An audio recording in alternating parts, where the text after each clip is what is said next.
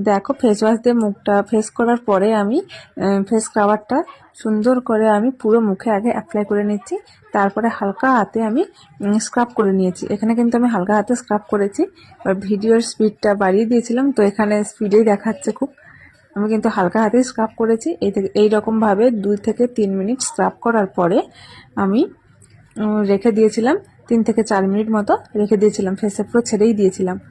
তো চলো এবার মুখটা ধুয়ে আসি।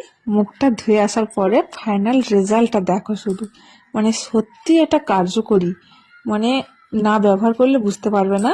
মানে বিশ্বাস করে একবার ট্রাই করতে পারো, সত্যি এটা দারুণ দারুণ কাজ করে। তোমরা জানি না কতটা কি বুঝতে পারছো, তো আমি ইউজ করেছি তো আমি বুঝতে পারছি সত্যি দারুণ, এটা দারুণ মানে অসাধারণ। জানি না ভেজা মুখে কতটা কি বুঝতে পারছো। চলো মুখটা একবার মুছে তোমাদের দেখাই, শুকনো মুখে দেখলে যদি কিছুটা হলেও বুঝতে পারো।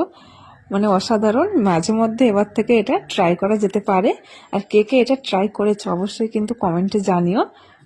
আমি তো ট্রাই করে একদম স্যাটিসফাই, মানে এক কথায় অসাধারণ।